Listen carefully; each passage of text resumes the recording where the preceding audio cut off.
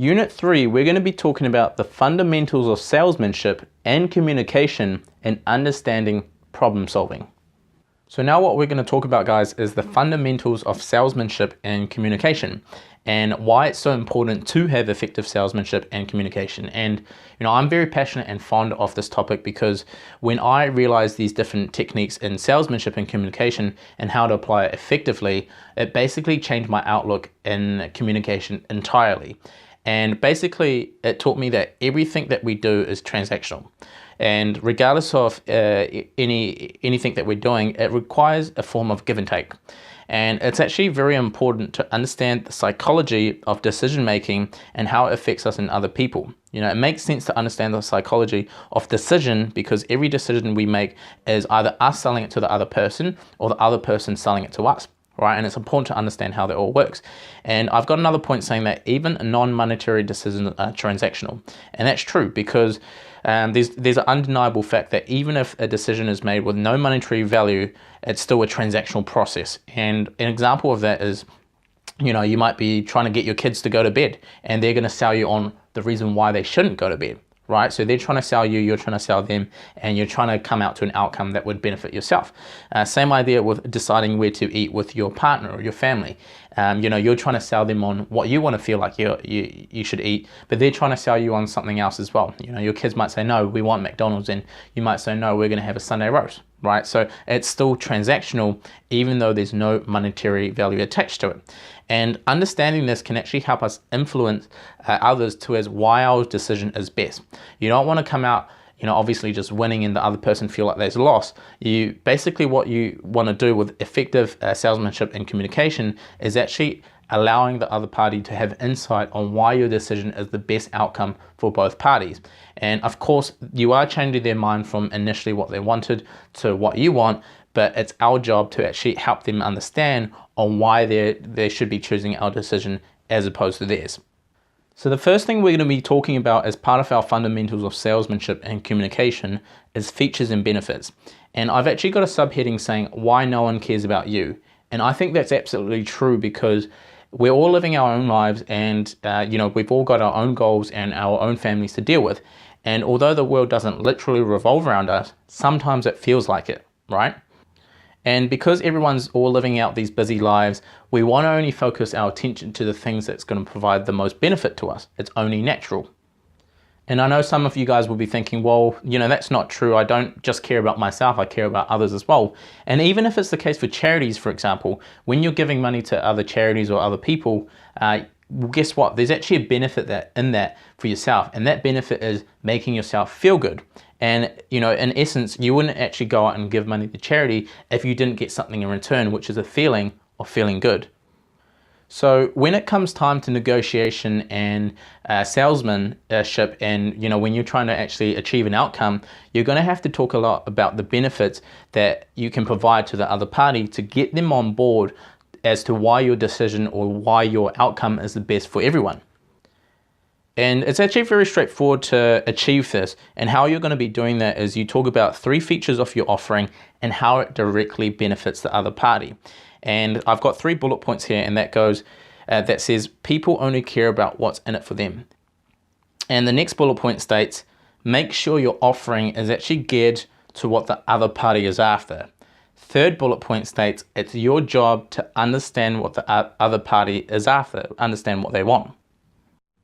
So on this slide, guys, I want to give you an example of what features and benefits actually look like so you get a better idea of how you can actually apply this. And the scenario we're going to be using here is myself pitching a private vendor looking to sell a property to us. And we're going to be covering the features of our offering as well as the direct benefits to the vendor as well. So let's just have a look at this chart, and you can see that I've listed out 3 features on the left hand side and the direct correlation on how it would benefit the vendor. So how would I actually say this is, let's look at the first one first off. So I'd say, well, our service actually has no commissions or any fees whatsoever. That means you can save an additional $20,000 to $30,000. Right? It's just that simple. The next one goes, it's hassle-free and no open homes. So I can say the benefits of the special feature of using our service is that you don't have to worry about any hassle, and there's actually no open homes as well. That means we can actually finalize everything today, and you don't have to stress out about anything or deal with the random people walking through your home. The last feature I've got put down there is a fast sale. So how I'd convey this is say, well, you know, what we actually provide is a quick and easy process, and it's extremely fast that we can wrap everything up.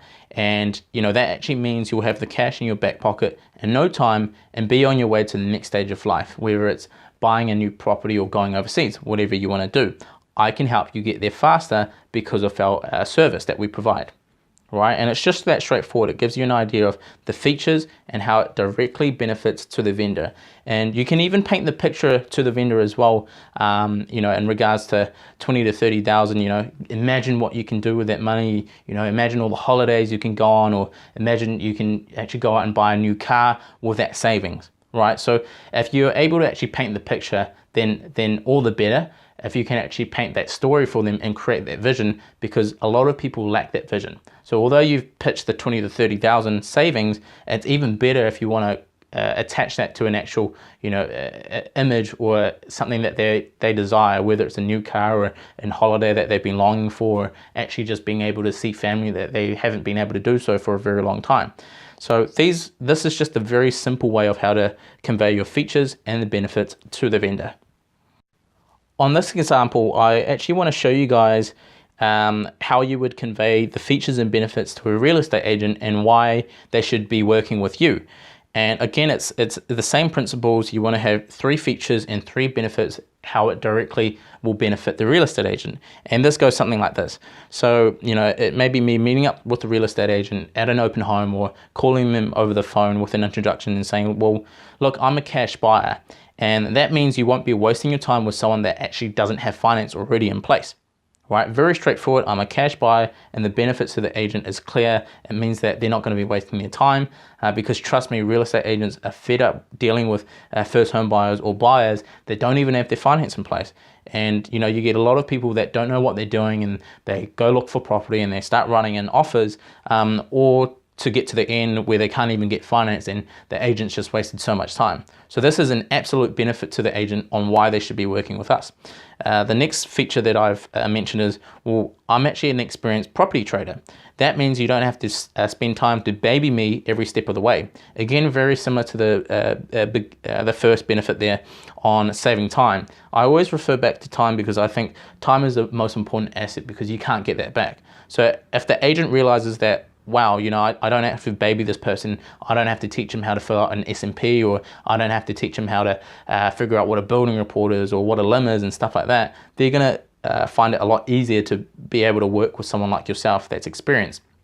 Lastly, one of the features I might say to the agent is, you know, I'm actually interested in all property types. That means as long as the price is right, I will buy it. So you won't be wasting your time working with me. That means if you have any other properties that fit into, you know, my category of being a deal or being below market value, you know, I'm prepared to buy it, and there's no kind of budget cap for me. Again, that shows a direct benefit to the real estate agent, that they can send you stock on all different price brackets, and you're still able to check those deals, vet them out, and see whether they're going to work for you or not. Because the way we do business in our property trading business model is, you know, the budget isn't really an issue. As long as there's money to be made there, we're going to be able to connect the right people to piece the deal together, even if we have no money ourselves, and ensure that we're still going to be able to turn a profit on the other end. So, you know, me showing the real estate agent that, you know, these are the main features working with me, and this is how it will benefit you, that clearly indicates that you know, I'm serious about my business, and they should be serious about considering to work with me as well. And you know, this is how I've actually built my power team of agents that constantly send me deals and tell me about properties very early on, because they know I'm a cash buyer, they know I'm an experienced trader, and they know that I'm experienced in all different sorts of property types, and they know that I'm not going to be wasting their time. So that's just another example on features and benefits, and why you have to convey your pitch to the other party to ensure they get the benefits. Otherwise, they won't be interested in dealing with you at all. So what we're going to be talking about now is understanding your client's problems and effectively solving them. This is the next big part of fundamentals of salesmanship and effective communication, and this is also called consulting or solution selling. Now I've got 3 points here: figuring out your client's pain points, thinking in their shoes and probe for what it is they want, and the number one sales skill / effective communication is actually listening. So let's just cover these points, and so we can get better at understanding our client and figuring out how our solution can actually help resolve their pain points. So it's our job to actually understand their pain points and figure out how your offering can solve these, and you must think in their shoes. You must ensure that you have the other party's interests at heart, as this will help introduce your outcome with a solution that will overcome their problems. And believe it or not, don't quote me on the stats, but I think 90%, well personally this is how I feel, that 90% of effective sales and communication actually comes down to listening effectively. And you want to listen by drawing out or throwing out questions that are open-ended, that allows the clients to actually come back with an answer. So it's, questions like, what made you decide to get in contact with us? Or questions like, what's recently changed in your life that's made you decide to possibly sell your house?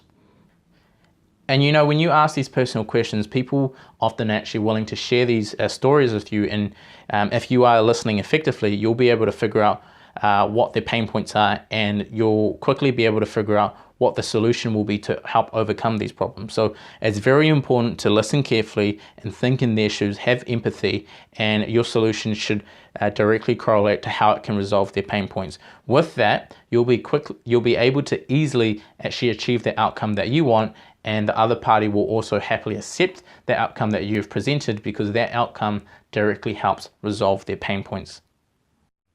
So now we're on to some really interesting stuff, and we're going to be covering the 5 impulses of sales fundamentals. And there's actually an abbreviation for this, which is GIFTS, G-I-F-T-S. So hopefully the easy abbreviation will help you actually remember this. And if that's not enough, what I encourage you guys to do is actually pause the video and actually download this, or screenshot this and actually print it out, so you always remember these sales impulses.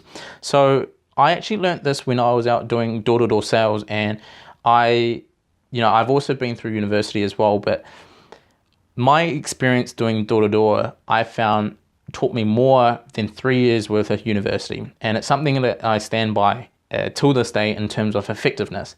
And it's something just really basic, but when I actually apply, I do see the results, and I do see a difference in terms of communicating with people effectively as well, and coming to a desired outcome. So this definitely helps.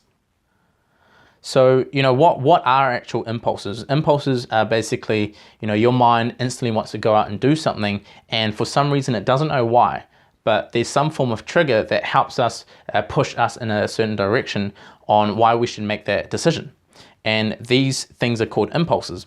And the different impulses I'm going to be going over today with you guys is the GIFTS. So G actually stands for greed, I stands for indifference, F stands for fear of loss, T stands for the Jones theory, and S stands for sense of urgency. So I'll actually be covering all of these one by one, so you can really understand them in detail and figure out what they mean, how you can apply it, and what results you're expected to get by understanding the sales impulses. So let's start with greed. So greed is one of our more primal instincts, and I relate this back to any pitch or any outcome or decision that will heavily benefit us is something we're going to jump towards. One very effective example of the greed impulse is Lotto, for example. So, people realize that Lotto has the slimmest chance of you turning into a millionaire, yet people pour, hundreds of thousands of dollars every single year trying to punt their luck to see if they're actually going to win Lotto. And chances are there's a higher chance of you getting struck by lightning or eaten by a shark, but that still doesn't prevent people from going out and buying Lotto. And why that is because of the greed impulse. Lotto's made it seem like, you can earn $10 million overnight, and people just jump at that opportunity. So that's the greed impulse. And what I want to show you guys is a couple of examples of how we can use greed as an impulse as part of our sales training for conveying our message towards the vendors. And keep in mind with this as well, this is also used in combination with features and benefits as well, because everything has to be combined to have maximum effectiveness. So let's look at the first one. I've got, with this deposit, you're finally able to go out and buy the new car you've always wanted. So, that already shows the greed impulse, because it's allowing the vendor to think, okay, I can actually take this money and actually go out and buy my car. I'm greedy for a new car. This is something I've always wanted. So that's using the greed impulse. The second example is, this price won't always be available. And again, that also uses a little bit of fear of loss, which we'll talk about in a second. But also it shows that, well, if you don't take this opportunity now, well, who knows what will happen tomorrow or moving forward. And that's, again, the greed impulse working in our minds going, well, we better take this opportunity because I don't know when this opportunity is going to come around again. Lastly, I've got, what would you do with all this money? And this is actually an open-ended question, and it basically allows the vendor or the client to actually think, well, I'm going to try create a vision on what I'm actually going to do with the money. And, if the client hasn't come up with what they're going to do with the money, then you can always help them paint the picture that can associate an experience or an outcome that they're seeking associated with that money. It tends to work a lot better when there's something to associate money with. And this impulse is natural to us. It's not exploitation. It's not manipulation in any way. It's very natural to us. And even in the very beginning, and even in the Stone Age, it's the case that we wanted to eat as much food as we could or store as much food as we could when we went out hunting, because who knows when the next meal is going to come around. And basically this inherent primal instinct makes us think that we need to make this decision because it's going to benefit me the most now, and if I miss out on it, it's not going to be in my favor. So that's the greed impulse. The next impulse we're going to be covering is indifference. And I use indifference quite often because it's basically you keeping your composure and showing the emotion that you don't really care. Whether you sell your house to me or not, I don't really care. Or whether you buy my products or not, I don't really care. And the reason why indifference works is, it's strange, but people often want something when someone else acts disinterested. And it's actually the same for a lot of different scenarios outside of monetary transactions as well. For example, if you're desperate and you're approaching someone that you're very fond of, like a girl that you have a crush on, for example, she might not pay a lot of attention to you. However, if the person is very cool and doesn't care, and I don't care whether you like me back or not, etc., well, for some reason the girl might actually find him more attractive. Right? It's very strange how this works, but it's basically you not caring. The fact that you don't care very much actually helps the other party become more interested in what you have to say or what you have to sell.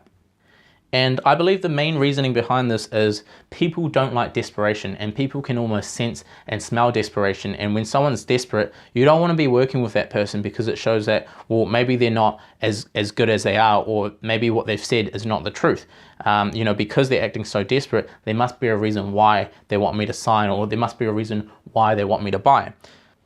So the idea here is to act like you don't really care. I know it sounds strange, but this is one of the strategies that help make the other client feel they're in control and making the decisions themselves, off which you've actually set the stage for this to kind of play out in the way that you've planned.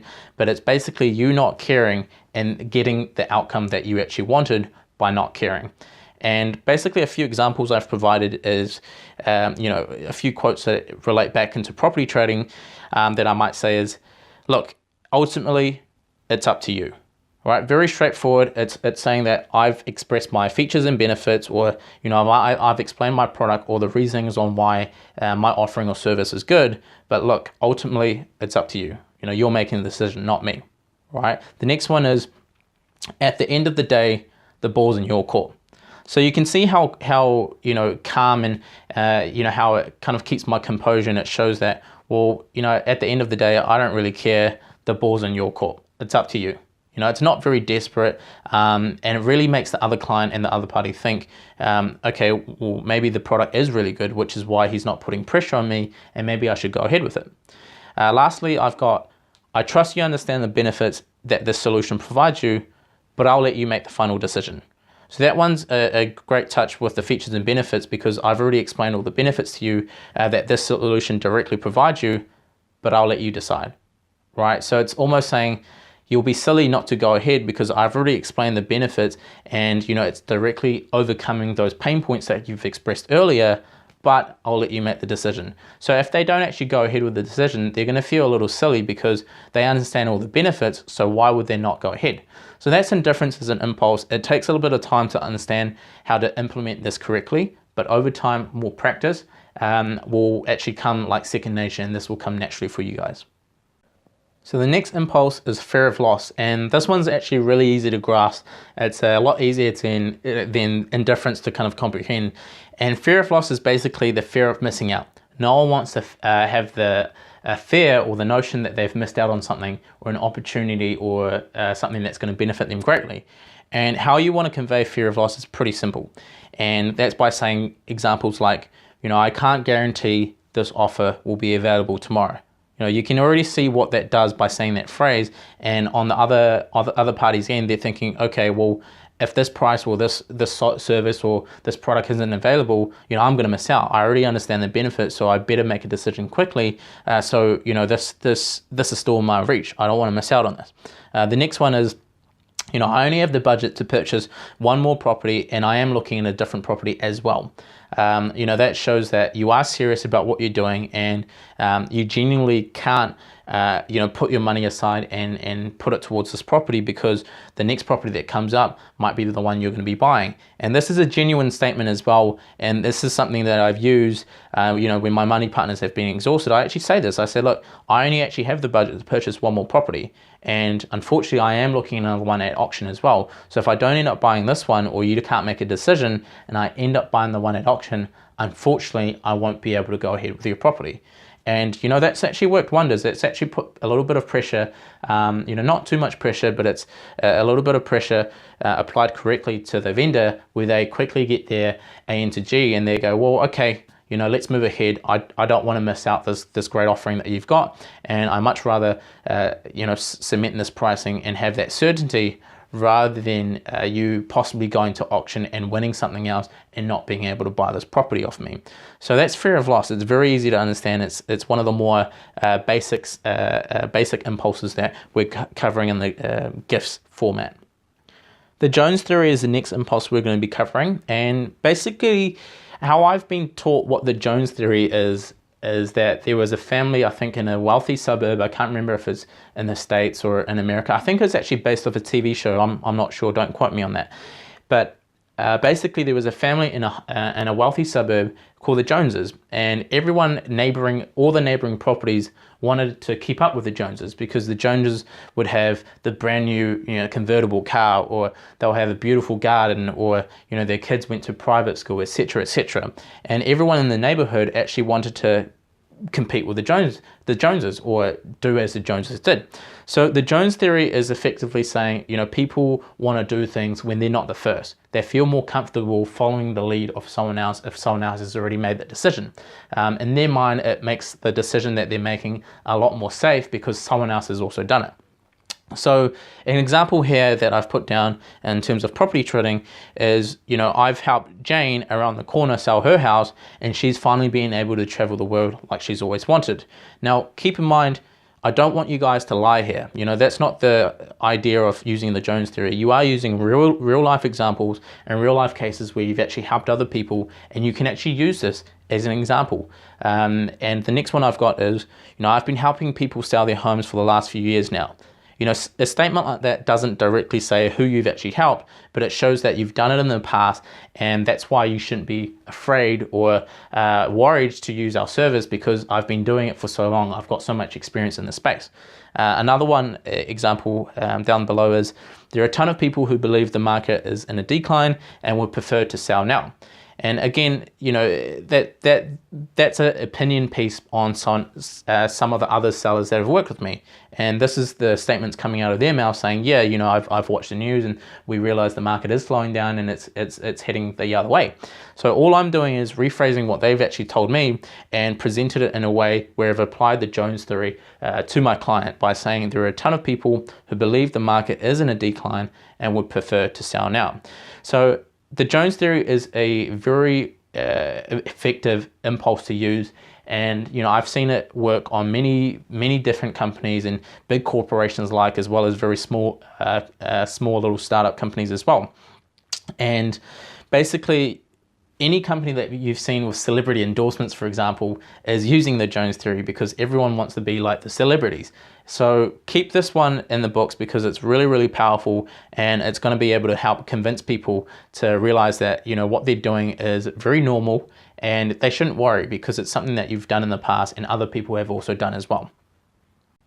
Sense of urgency is the last impulse that we're going to be covering as part of the GIFS formula. And sense of urgency is actually very similar to fear of loss. But the difference here is that with sense of urgency, you're getting the other client or the other party to actually take action and start moving quickly. And the difference to fear of loss is that with sense of urgency, instead of having the fear that you're going to miss out, what you're actually doing is using particular keywords that can help draw the action from the client, such as using words like quick, easy, fast, today, no hassle, stuff like that. And if you constantly repeat those words subconsciously in the minds of others, they're going to realize, okay, well, I realize this process is actually quite easy, or I realize it's not difficult, and I want to go ahead with it today because you've actually mentioned those keywords over and over again. And how you actually do that is, we've got some examples here, so I'll just go over these with you guys. It's very quick and easy. All you need to do is sign here, and we can wrap this up. Another example is, we can resolve this today and very quickly arrange the deposit to you. Another one is, it's a hassle-free process. Not only is it fast, but it's also super easy. Now, I know that these examples are just based on kind of one to two sentences, but basically to apply a sense of urgency, what you want to be doing, as well as all the other impulses that I've mentioned as well as the features and benefits, you actually want to be applying all of this right throughout your pitch, right throughout the period when you're meeting the client and building up rapport. Because if you constantly do this right throughout the pitch, that means when it comes time to closing, it's going to be a lot easier for you to get the desired outcome that you're after. So some of you guys are probably wondering, well, that's all good and well having all these impulses, and I understand how they all work and why they're effective, but what if someone says, I'm not interested, or your price isn't high enough, or they have some form of a counter statement that prevents you from getting to the final outcome, or I need to talk with my partner about this, etc., etc. There's so many different excuses, which is basically what they are, on why they don't want to do it. And basically, if their excuse works and you walk away from that, well, guess what? They've just sold you versus you selling them. And what we call these excuses in kind of this sales side and effective communication is actually called objections. They're objections on why they don't want to work with you. And what I've actually been taught is every objection is one stage closer to getting to the final outcome or the yes that you're after. So this is only normal, and it's completely normal for people to go back and forth and actually come up with concerns and excuses on why they don't want to move ahead. It's our job to actually understand why the reasoning is behind this, and if we can solve the main reasoning behind the objection, then we can actually overcome that hurdle and get towards the outcome that we're after. So you can see on the slide here that handling objections, is basically, explaining your offering and using the GIFS is not enough. We have to actually be able to handle other people's objections and excuses on why they can't do it and explain to them why they should do it. Objections are when people dispute what you have to say or don't agree. Lastly, if you can't effectively handle a person's objection, unfortunately you lose the sale. And again, I referred that back to saying they either sell you or you either sell them. Now, in a perfect world, just explaining your offering using GIFS would be enough, but unfortunately, this is the real world. It's not a perfect world. And just to cover that last point, if you can't effectively handle a person's objection, you lose the sale. And what I often find most people do when someone comes up with an excuse is most people back talk to the other party, and they'll say anything they want to try get their point across. And not only does it upset the other party, but it actually helps the party to tune off, and they won't actually listen to anything you have to say and won't be convinced. So you definitely don't want to be just back talking and kind of going over why they should be using your services when they've already told you a reason why they don't want to use your services. So it's very important to understand that and listen to what they have to say. So just before we move on to how to actually overcome the objection and get to the desired outcome that we want, I want to just spend a moment talking about availability bias. And you can see the bullet point which states that availability heuristic judges the probability of events by how quickly and easily examples can come to mind. And that's basically saying that people like to think what they know is right. So whatever they've actually said as an objection, they like to think that that's right. And it's not us to tell them that they're wrong. Because even if we've done so, the client on the other end actually used the available information in their mind to kind of make that decision for themselves. And unfortunately, any information that gets presented outside of what they feel is correct, their brain will actually automatically shut that down and not respond to it. So, rather than the client or the other party actually using our information that we're providing them, they're going to use their own information rather than examining all the alternatives. And, it's not our job to tell them, no, they're incorrect, because we know what that outcome will lead to, or lead the client to actually switching off their brains, and they're not actually going to listen to you at all. So now that you understand this, we're not going to argue with the client and say, you're wrong and I'm right. We're actually going to explain to you guys on how to handle the objection correctly so that we can still bring our point across and actually get the client to listen, rather than focusing on the availability bias of the information they've already come up with in their own minds.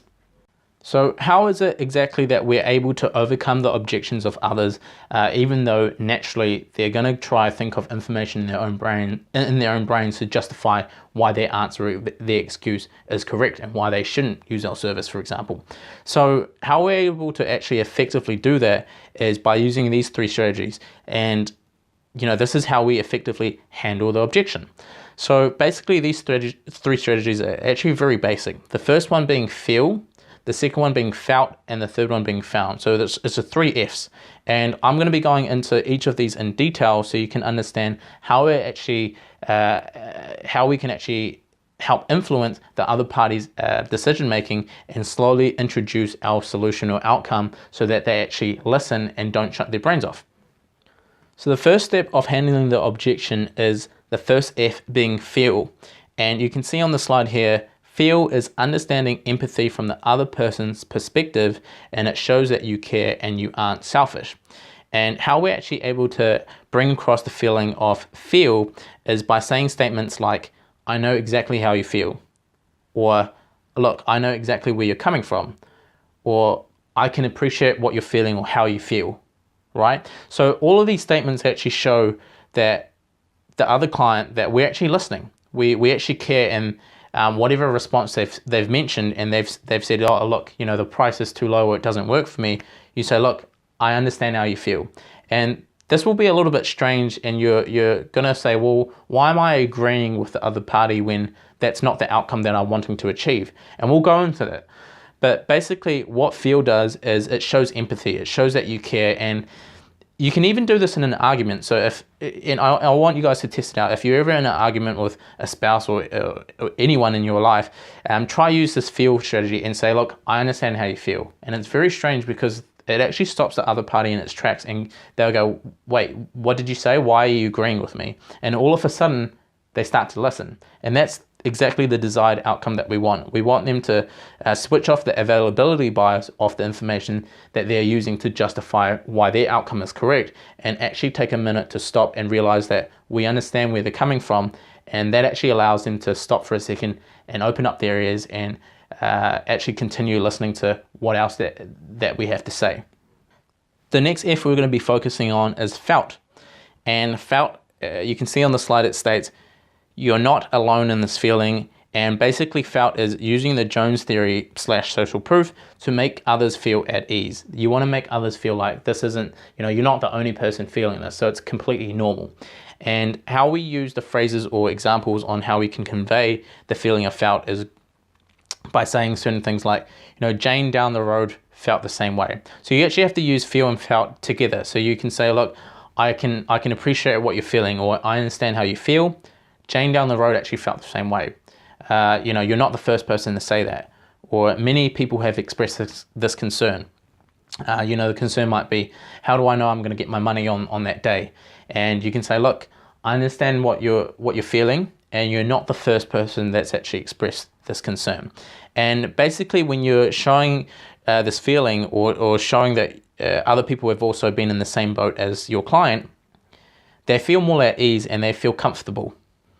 And it shows that you've actually empathized with the other party, and they're actually more open to listening to you because you didn't try barge in with your outcome and why your outcome is the best. You've actually mentioned that, look, it's completely normal and I understand why you're feeling this way, and guess what? You're not actually the first person to feel this way. And all of a sudden the client on the other end goes, oh, okay, well, that's good. I'm glad that someone else had also the same concerns as me. And you can see now that they're all ears, and now they're actually looking for the solution that you're going to provide them. So the last lot of the F in terms of handling the objections is found, which is the solution. So you've already understood and empathized with the client, and they've realized you also understand how they feel, and you've also expressed that they're not the first person to have that same concern. So that's using the Jones theory as well. Now, found is actually providing the solution, because at this point, they're now ready to listen. You haven't just barged in and said, they're wrong, you're right. You've actually taken the time to empathize and actually show that other people also feel the same way. So now they're actually opened with their ears and ready to listen for your solution. So what you say here is you say, well, what most people have found is such and such, or what Jane realized was, etc. Or what the solution that most people were happy with is X.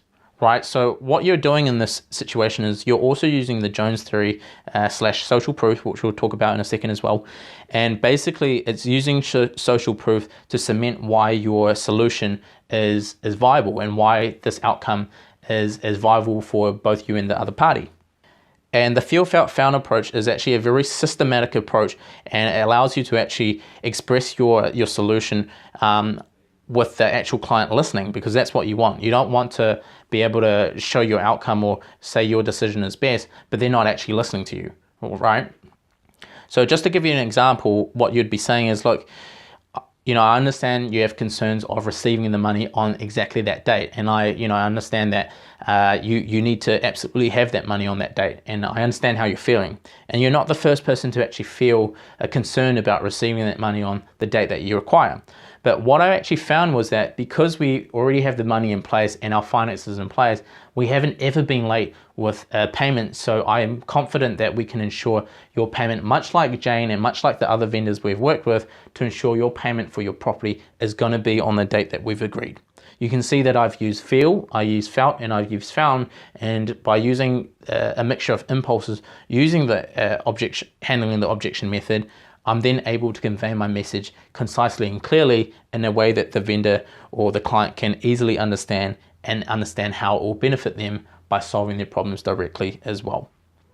So on this slide here, guys, I wanted to show you another example with the vendor giving me an objection saying that price is too low.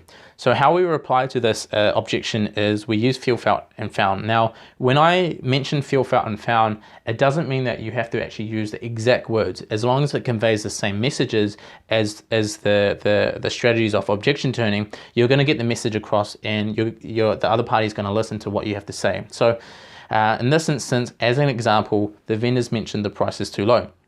So how I would actually respond to that is say, look, I know how you feel. Jane initially thought my offer was low as well. However, what Jane realized was, given the market has stalled and it's incredibly difficult to predict where the market was heading, ultimately it made sense for Jane to sell now rather than later, so she could continue on with her plans.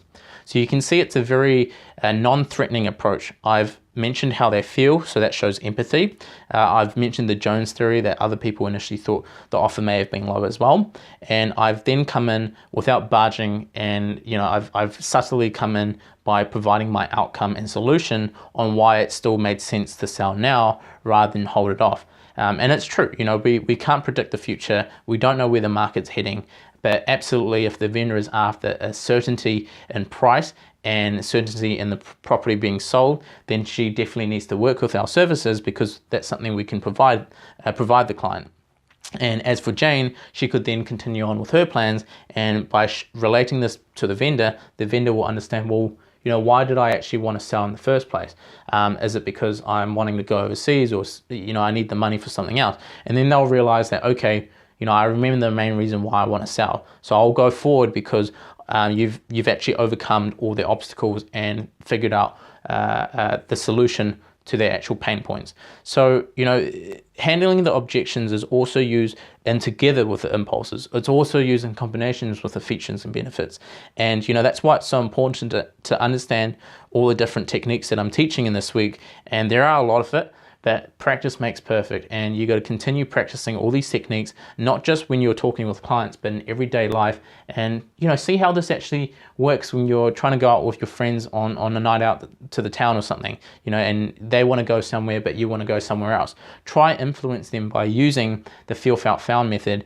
That way they'll actually listen to you and won't just shut you off automatically and use the availability bias that the brain's naturally good at doing. So I want you guys to try all these techniques out and see what kind of responses you get, and you'll actually see that, wow, I can't believe that what I actually wanted to do, all my friends are actually on board because I've been using this method, and it does work. So please, I encourage you to use it. So now we're on to the final bit of the sales process, which is closing. And I know you guys have heard me mention closing a few times, and if you're not involved in sale and you don't know what it means, well, this is the section that I'm actually going to cover what closing is. So closing is basically sealing up the deal or sealing up the sale because you've already expressed all the features and benefits, and you've already expressed all the concerns that the clients have had and actually answered all of those. So with closing, that means you're ready to actually seal up the deal, have pen to paper, and finalize everything. So on this slide here, you can see that once all the benefits are disclosed, all objections and questions are answered, it's time to close the sale. And you can see the next bullet point is saying that many people actually miss the buying signs, and this can lose the sale. Closing too early or too late can mean you lose the sale as well.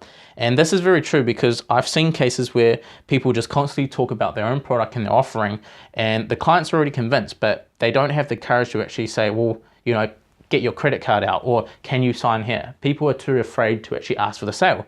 And basically what closing is realizing at which point you should be asking for the sale, because if you do it too early and not enough impulses, or you haven't actually answered all the questions, well, that's not going to go down well, because the client's just going to turn around and say, well, I'm not interested, or no thanks. And these objections don't actually mean they're not interested or they don't want to deal with you. It's just easier than actually saying their real objection, which is, I don't understand this particular question because you haven't answered it. Right? It's a lot easier for them to say, I'm not interested, than appear stupid towards you and say, well, actually, can you repeat this part because it was actually a little bit confusing. So keep that in mind. So when you want to close, you don't want to close too early because you're going to leave questions unanswered and they're not going to actually move forward with you anyway. And if you close too late, you've actually, the buying signs have gone right to the top and they've just dropped right back down because you've oversold, and they're now bored and they're no longer interested in your offering because you've continued to pitch, and because you haven't closed, their brains have just shut off, and people do this all the time. And it's almost a case of boasting why you're so good and showing why you should use this and use my services when people have already agreed to do it, but you're constantly still bragging, and people don't like that. It's almost doing the complete opposite spectrum of what indifference is. So I just wanted to cover that and ensure that you guys understand you shouldn't close too early or too late, and we'll cover a little bit more about this in the next slide. So here you can actually see a graph where you've got the cold part, you've got the hot part, and another cold part. And basically the part where you should be closing is during the hot section, where all the buying signs are there. And basically I've got a little graph to show you what are the actual buying signs that you should be looking for, and what are the signs to look for where you shouldn't actually close yet. So let's look at the buying signs on the left, which is the green light. So if the client's actually nodding their head, they're smiling, their body language is actually leaning towards you, and they're giving positive statements like, okay, that makes sense, or I understand the benefits, and they might actually ask you to repeat the benefits over again, and they appear excited, they are asking questions, they're wanting to know more. Well, that shows to me that if I can actually answer all those questions and they've got no further questions, I'm actually ready to close. Right, I can actually say, well, this is how the process works, and what happens next is this, this, and this. All you need to do is sign here, right? So I can actually start moving towards the close, and I'll be covering all the different methods of closing in the next few slides as well. Now, what are the areas to look for that indicate that we shouldn't be closing. So if the client actually has a tense facial expression, the body language shows that they're not open or receiving your information, and their arms are crossed, there's a lack of eye contact because they're focused on something else, and their body's actually leaning away from you. They don't appear to actually be engaging a lot in the actual conversation, although you're doing a lot of the talking. And basically, when that happens, you're not ready to close the client yet, because maybe you haven't attracted the benefits enough to the other person, and they don't feel there's enough benefit in working with you. So what you want to do is actually restart from the beginning and go, look, maybe I've made it a little bit confusing. Let's start from the beginning, and I want to ensure that I answer all your questions. And you want to kind of just go through the features and benefits again and ensure that you're using enough impulses, because that's also one of the reasons why they're not ready to actually buy from you, and you're not ready to close yet, because you haven't expressed enough impulses to draw them in or explain enough benefits that also benefit the other party as well. So again, guys, it's very important that once the client is in zone, that's the time you should be closing. Too early means they don't understand the benefits enough, or not all questions are answered. And closing too late means the buying signs were there, but they no longer are there, because maybe you've made it more confusing by giving out too much information, or they've now lost interest. And both sides are actually really hard to recover from, but it's not impossible. But it's important that you do overcome all of these questions and get to the buying sign, and then get to the close. And once you have pen to paper, that's where you can start realizing the profits by having a signed contract, and then taking it and actually selling it back on the market, or adding value and then putting it back on the market. And I just want to also give you guys an idea of what some of the vendors' questions will probably be in the case of, when we're property trading. And, the questions most likely that are going to come up is, what's the price? How does a contract work? Or what's the process? Or what do we actually do next? So those are the things that you guys will have to understand, because those are the questions that's going to come up the most. And if people don't actually understand the process, or what's actually going to happen next once they sign, and what happens with the lawyers, what happens with the titles and stuff like that, they're going to feel really confused and not actually move forward, because you haven't explained everything correctly. So ensure that you're covering stuff like the price, the contract, the process, and what actually happens next. Those are all things you need to explain, in my opinion, before you actually go for the close. And that means you shouldn't actually have any objections when it comes time to closing. So we're actually up to the closing section of the sale, and that means you've actually expressed all the impulses, expressed all the features of benefits, and overcome all the objections and questions that the clients expressed. Now you're actually ready to close, and just like gifts, there's a lot of different methods of impulses, and just like closing, there's many different methods of closing as well. And it's important that we understand all of them so we can apply them correctly in different situations. So what we'll be covering in terms of the closing strategy is, we'll be going over the assumptive close, the alternative close, the indifferent close, silent close, and trial close. And I'll actually go over them in detail of each different close, and how you can actually apply them or use them in combination depending on the situation and depending on the client you're working with. So the first lot of the closes we're going to be covering is the assumptive close.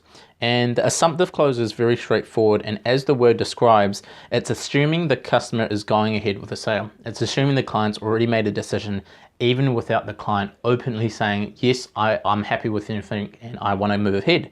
And the reason why we use the assumptive close is because most people don't actually know how to make a decision. Even though everything sounds good and everything makes sense and we've overcome all their pain points, still something might hold them back from actually making a decision, because ultimately people just aren't good at making big decisions, especially when it comes time to selling a house. And even though they've obviously have a big interest on why they want to sell and the next phase of life, there's something that holds them back from actually making the decision, because people are not actually good at making big decisions. So that's how we actually help them, by doing this assumptive close, and it's us assuming the customer is going ahead with the sale without them saying. So some of the examples that I've written down here is, after I've explained all the benefits and answered all the questions, I might go straight to the close and say, so was that just your name on the title? And when the client responds yes, or no, it's me and this person, I go, great. And I start writing that down. So I start automatically pulling out that sales and purchase agreement, and I already write their name on the vendor section of that first page. Another assumptive close question is, Great, so now that you understand everything, what lawyer did you want me to put down for this agreement? And they'll respond with a lawyer, and you start writing that information in. And already when you start filling out this paperwork, the client is already assuming that, okay, I'm going to move ahead with this process.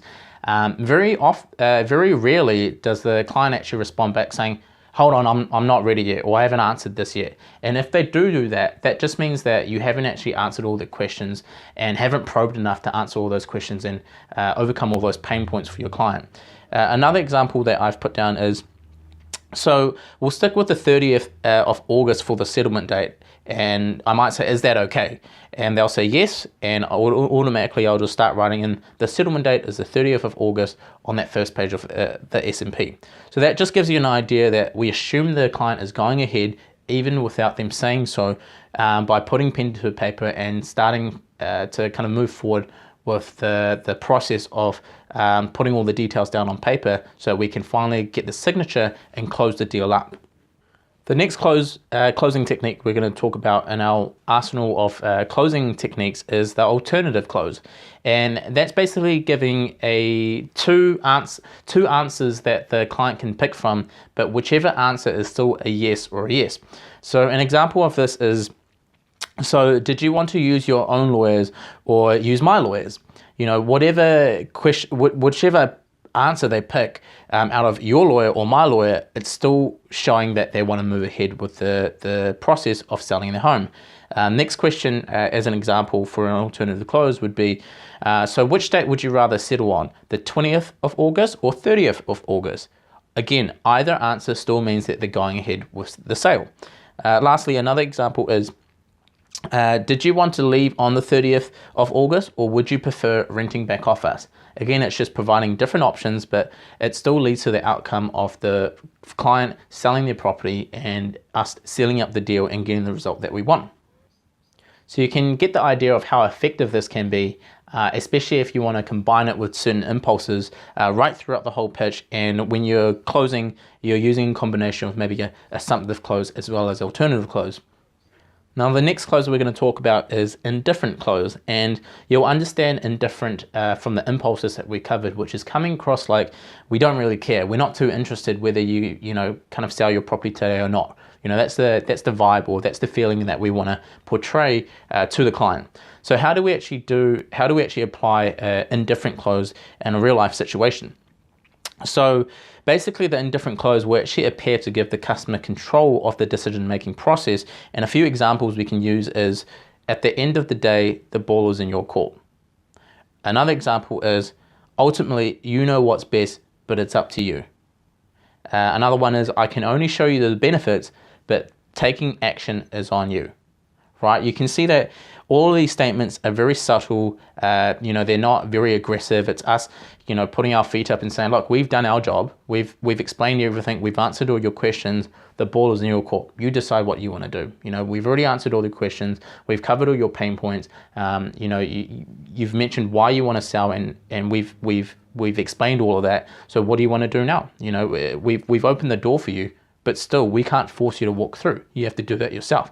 And this works really well for some of the clients that feel like they need to be in control, that have a bit of an ego, and they don't want to feel like you've sold them and basically made the decision for them. So this is a really good close for the people that really the kind of manly man, or really feel like they want to be in power. So give them the power. Appear to give them the control of making the decision process, and they'll actually say, well, you know what, I feel like I'm making the decision myself. You've explained everything. You're not putting too much pressure on me.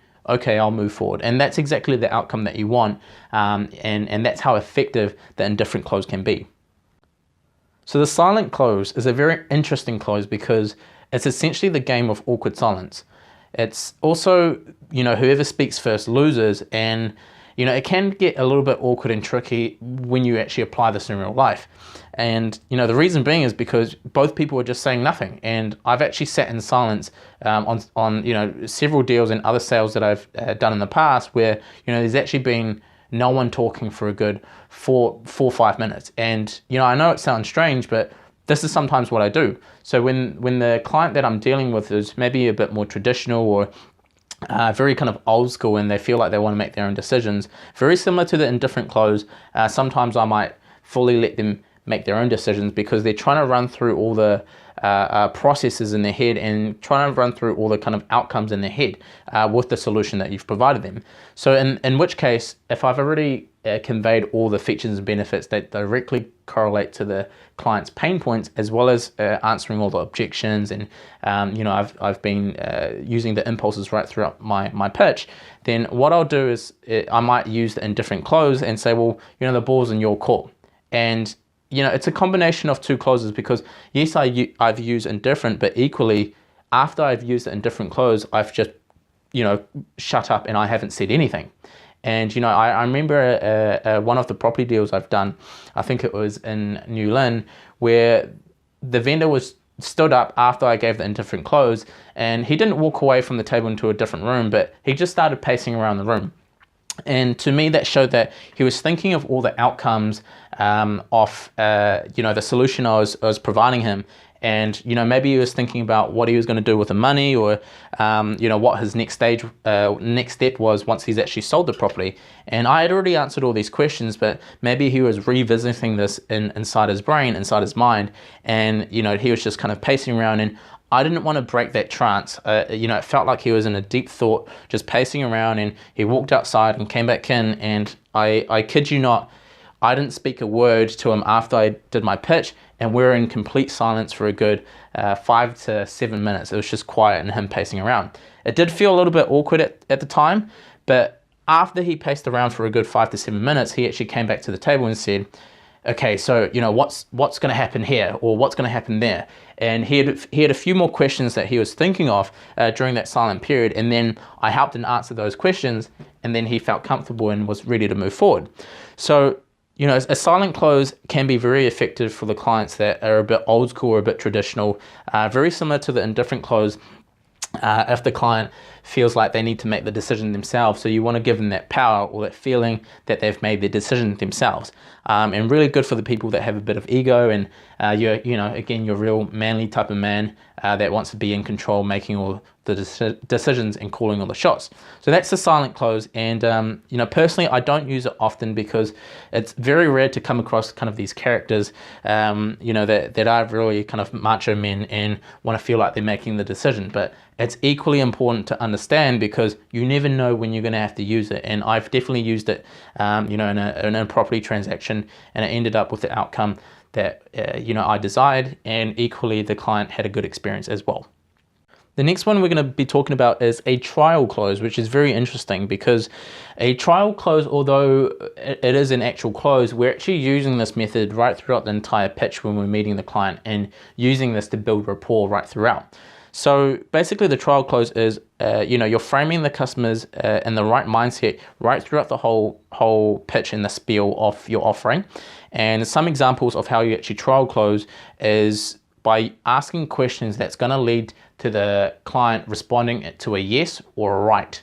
And the reason why this is important is because subconsciously it helps them realize that whatever offering that we're providing them is the right thing to do. It is the service that they are wanting and they should be going ahead with.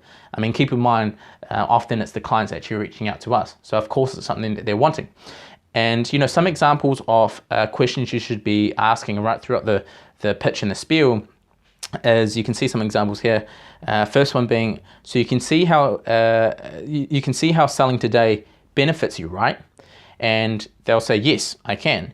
Or you might ask something like, so you can visualize how the money will benefit you, right? Or yes, and they'll say, yeah, I can. Another example is, so you want to receive the cash sooner rather than later, right? Or correct. Something along those terms, which kind of mean a positive reaction to your answer, to your question, is what you're trying to engage from the client. However, you don't want this to be too forced, because this trial close has been in effect from the beginning of time. I think that I've been in sales, and I think it's been almost overused. And I'll actually talk about an advanced strategy a bit later on in this week's session on our alternative that you can actually use rather than getting them to say yes. But look, guys, it's still a very important close to remember, because I still find it important that you should be kind of asking these questions right throughout the pitch.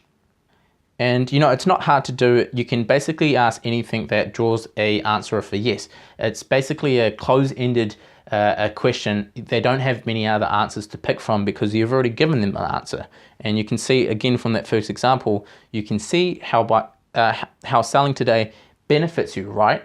Well, you're not going to say no because I've already expressed all the benefits that directly correlate with your pain points. And keep in mind, the vendor or the client has actually reached out to us. And basically how you want to apply the strategy, aside from doing it right throughout your pitch and during the stages of while you're building that rapport, what's really effective, or what I've actually found to work, is you want to get them in the train of thought of saying yes, yes, and yes. And you want to do this closer to the end, just about when you're about to close up everything, because you've already answered everything. You've answered all the objections, you have answered all the pain points, and then you might hit them with 3 strong questions really quick. And it might be actually these questions. You might say, well, you can see how selling today benefits you, right? And you rather receive the cash sooner rather than later, correct?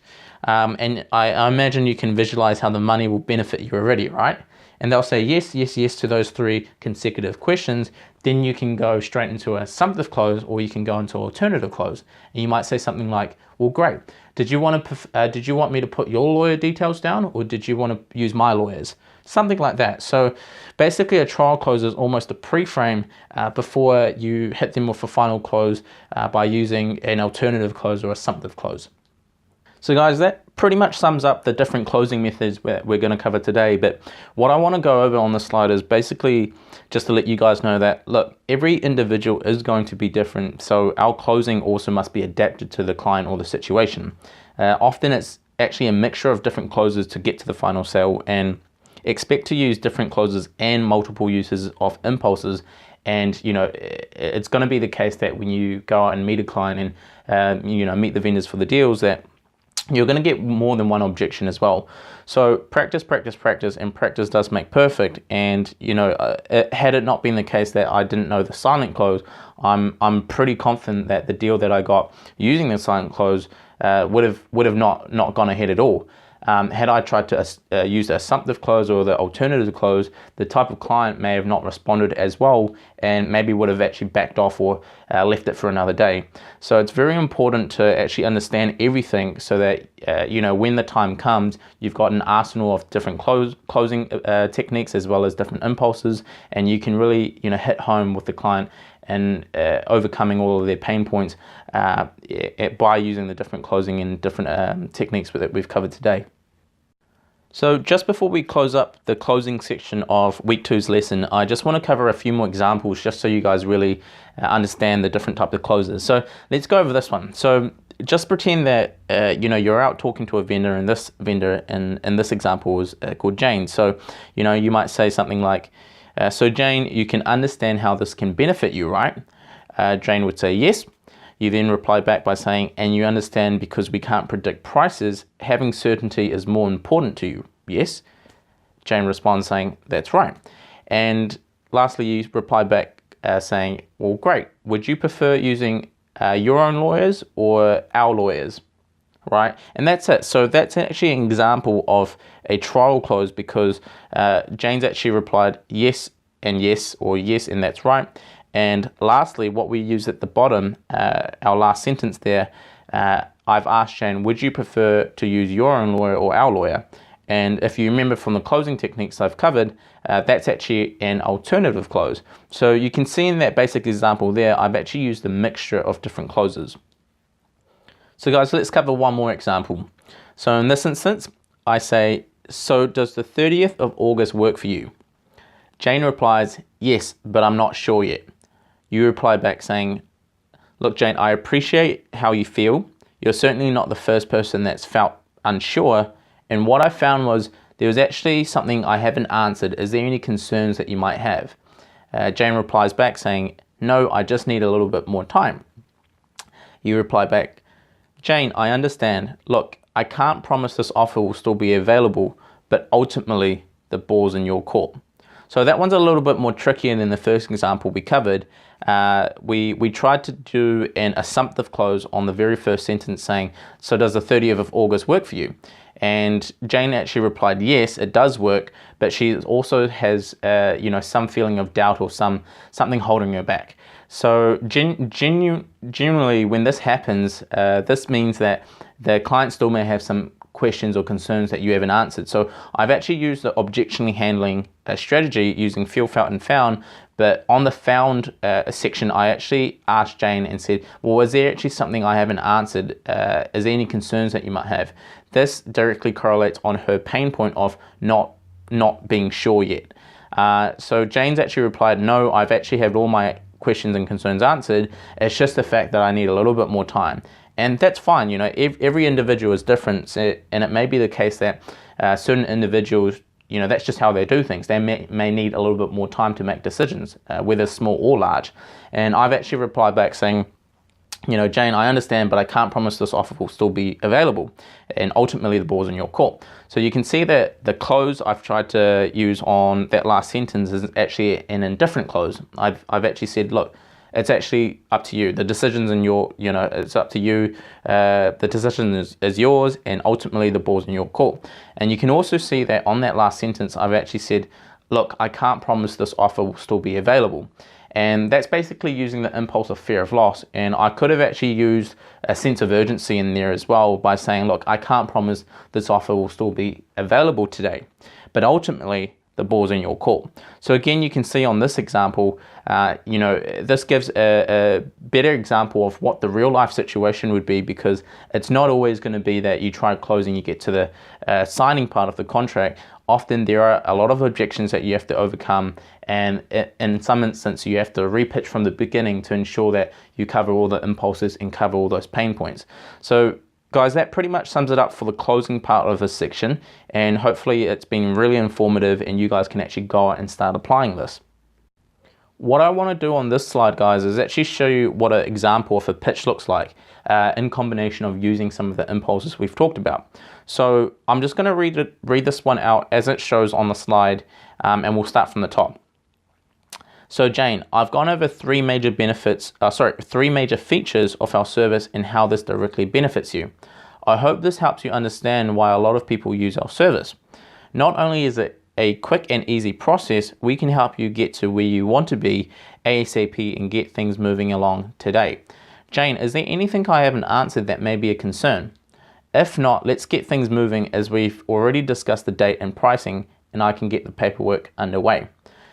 So guys, you can see that in this pitch, I've used a combination of different impulses. I've got the words quick and easy, and I've got the words today. I've used Jones theory as well, where you can see that sentence I've said, I hope this helps you understand why a lot of people use our service. So although I haven't directly referenced to a different individual, it still shows that it's showing that other people have used our service, and therefore you're not the first. So you can see that there's, I've also mentioned the three major benefits, three major features and benefits. Although I haven't gone over them one by one, you get the idea. You have to convey the benefits and features to the client, as well as always using the impulses as well. And you can see that right at the bottom, I've actually tried to close that by saying, look, we've already discussed all the date and pricing. I'll get the paperwork underway. And that's me trying to assumptive close the other client. So that gives you an idea of what a pitch looks like from the beginning. And what we're going to talk about next is, some more advanced strategies as well. So guys, if you're anything like me, when I first learnt of gifts and the fundamentals of sales and effective communication, I was absolutely blown away, and it basically changed my perception of how I viewed the world. So when I walked into a mall or into any shops and I needed to buy anything or purchase any services, I took notice of what these advertisers were doing to try to get our attention and actually sell us their products and services. And it amazed me, because I realized that every business was doing the same tactics that I've just learned. And prior to that, though, I was very kind of oblivious to all of this happening. And being oblivious to that fact makes you feel that you're making the decision on your own. But in reality, These advertisers have worked with psychologists and worked with all sorts of different strategists to actually come out with a particular advertisement or even particular colors to get you to do things that they want you to do. And not only that, GIFs really kind of helped me with my communication, right throughout my day-to-day life as well. It made me understand that everything that we do is transactional, regardless if there is monetary value associated with it or not. And of which there's always an outcome that would favor yourself, or an outcome that you're looking to achieve. And using GIFs, allowed me to navigate my life to get more of the desired outcomes that would benefit myself. And it also allowed me to actually convey why it would be the best decision for the other party as well. And that's the main thing to keep in mind, is to ensure that the other party is also satisfied with their outcome. And that's what GIFs does. It actually allows us to basically convey our outcome on why it's the best decision and why they should be moving ahead. Now, what I want to cover next is actually more advanced techniques. And you're probably thinking, well, GIFs, is going to work wonders already. And it does. It really does. But what I want to cover is something called the Weapons of Influence, which I learned from a book called Influence. And it's a book written by Robert Cialdini. And I think, in terms of GIFs, it's an awesome fundamental starter for your sales arsenal, but there are always things you can add to it so you can become better and really ensure that the strategies that you're using can apply for any situation. So that's what we'll be covering next. So just as you thought we couldn't add more things to our arsenal, we're going to cover the Weapons of Influence, which has 6 major points that we'll be going over today. Those points are reciprocation, commitment and consistency, social proof, liking, authority, and scarcity. Now, 2 of which are going to be very similar to GIFs, so I'm not going to cover social proof, which is number 3, and scarcity, which is number 6. I'm not going to cover those in too much detail because GIFs has already covered that section for us. Just to go over very briefly what each is before I dive deep into detail for each one. Reciprocation is basically the act of giving something or giving some value to someone else. Commitment and consistency is the idea of once someone has verbally committed to something, they want to be consistent with their actions and actually fulfill that. And I'll explain more on that very shortly. Social proof is pretty much identical to the Jones theory. The Jones theory is, people wanting to keep up with the Joneses and not wanting to be the first one to do something. Social proof is the same idea that people want to do something when others have already done it. So that's very straightforward. Number 4 is liking. Very basic here. Liking actually gets you a long way, and it's not the price of your product, or it's not the quality of your service. People actually want to do business with other people, and if they like you, they're going to do business. And even if your service or product is more expensive, or there's been cases where I've gone to a property and an agent has actually appraised the property $100,000 more than what I was prepared to pay. But for some reason, I was able to build this rapport with these vendors that they said, you know what, I'd rather sell it to you rather than selling it to the agent, despite the fact that I can make a little bit more money. And obviously there were other factors involved, such as the ease and convenience, and they also had a timing issue of wanting to sell it quickly as well, which is why they were happy to reduce the price by almost $100,000. But the big factor there was they liked what I had to say, or they liked working with me, and likewise that I built that rapport with those vendors, which is why they did business. Now, if I was mean, or if I was a very aggressive person or very demanding, I can imagine that I wouldn't get very far in this business at all. Number 5 is authority, and it's how you can actually segment yourself as the authority, which allows the vendor or the other party to actually see you as the expert and actually want to do business with an authority. Because at the end of the day, no one likes to do business with a novice or someone that's very new or unexperienced in the industry. It's the same for any business, any industry. You want to work with the experienced business owners that have actually got proven results, which is also linking back to social proof. Lastly, number 6 is scarcity. Scarcity, again, is very similar to fear of loss. People are often worried that if something is very scarce, they want to jump in on it before they miss out. So that's the same idea as fear of loss. So we don't have to cover that one too much in detail at all. So going over the first weapons of influence is reciprocation. Now, reciprocation is essentially the mutual exchange of privileges. And I know that sounds a little bit confusing, but in business, I don't think it's the mutual exchange of privileges. I actually think in business is actually you giving something of value to the client first, or to the other party first.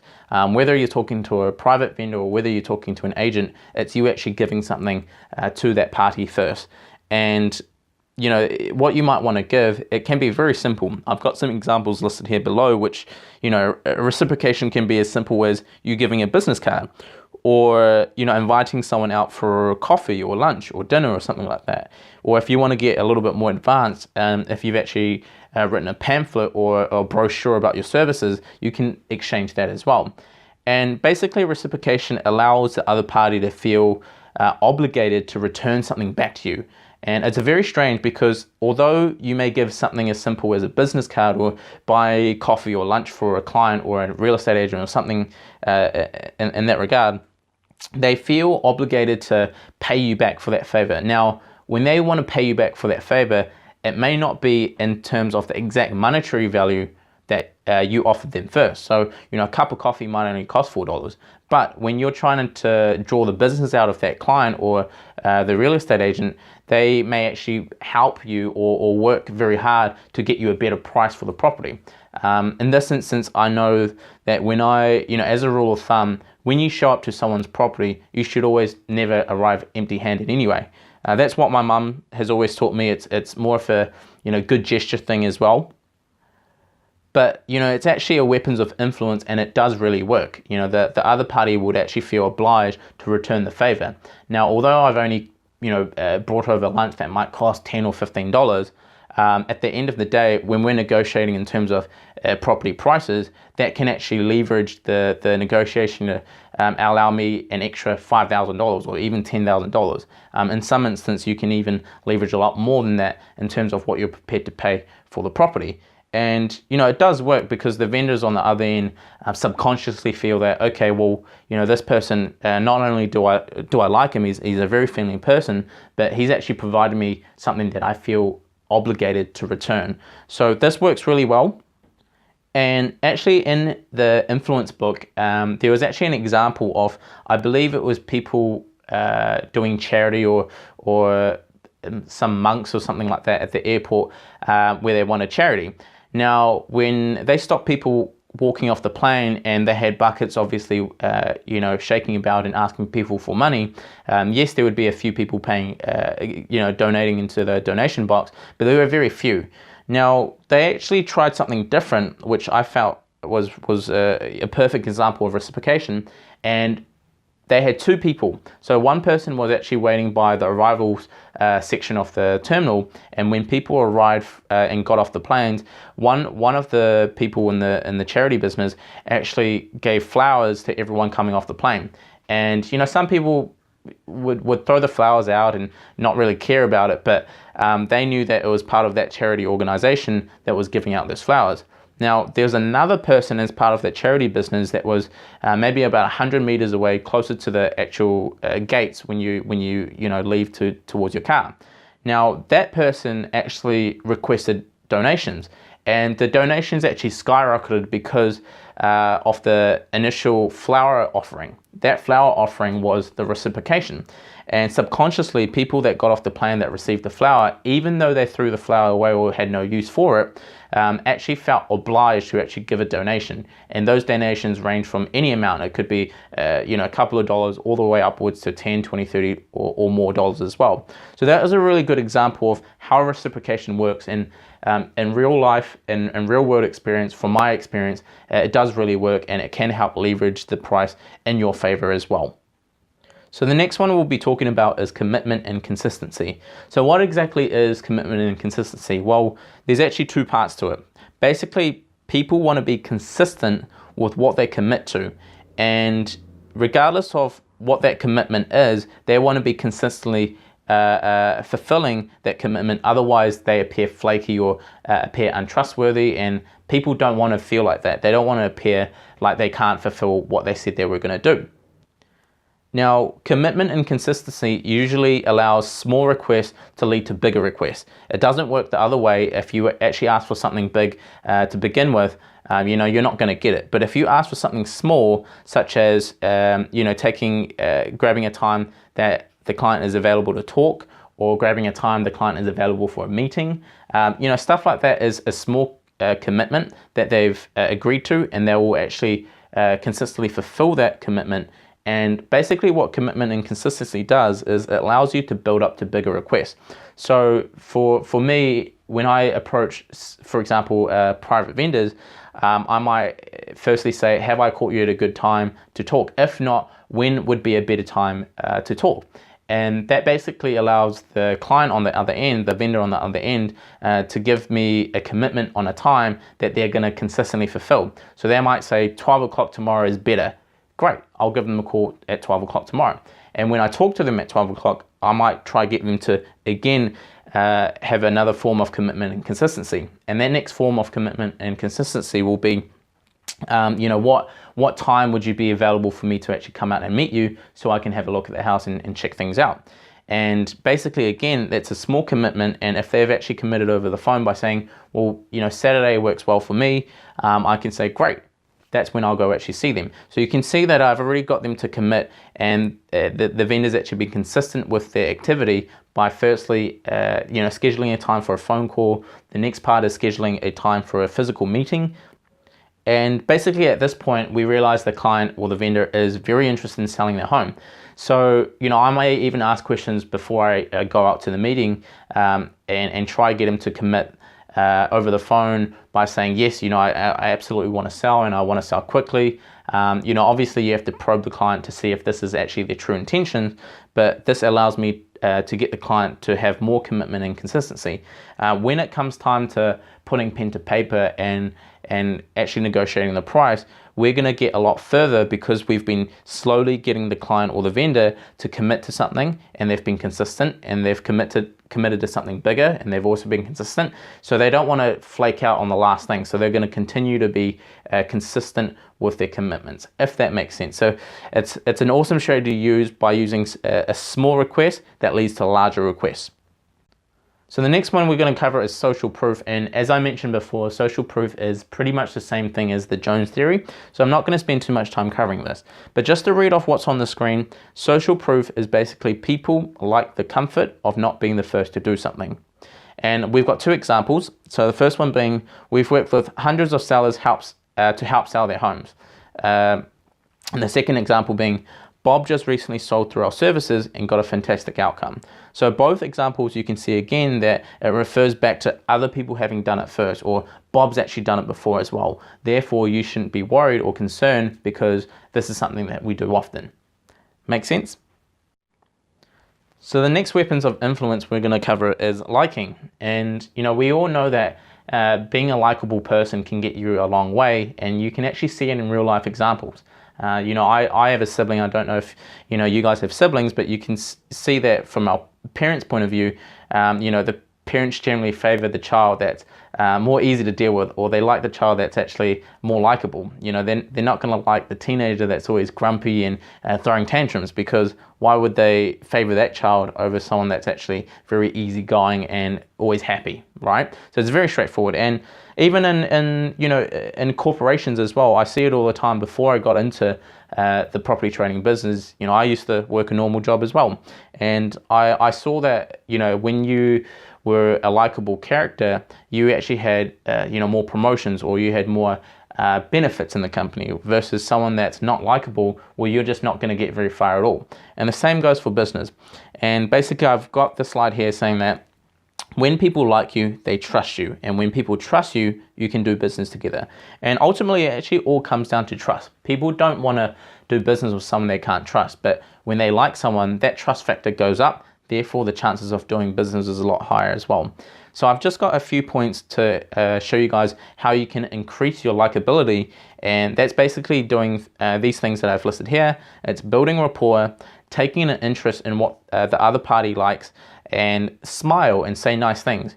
And it is that simple. You don't have to overthink this stuff to be a nice person, and you don't have to be the nicest person in the world either. You just have to be nice enough so that the other party realizes that you're a good character, they trust you, and they can actually do business with you as well. So the next one we're going to be talking about is authority. And authority is very straightforward because people respect authority figures, and being in this position helps actually influence others in decision making. And actually it all comes back to the trust factor again, because when people are an authority figure, they've already built up trust, or they've had past experience, or they've had other social proof which actually cements them as an authority in that space. And when they're the authority, people naturally assume that you're a trustworthy character. It's the same to say that, when someone's wearing a police uniform, it's automatic in our brains that we go, well, they're a figure of authority and we should respect them. We should respect them in society because of what we know, people wearing this uniform are by the law, and we must respect them. And how you can actually basically cement your authority is show examples of past case studies or past deals that you've done, or proof of past experience, other people that can actually vouch for you that have actually seen you be successful in this space.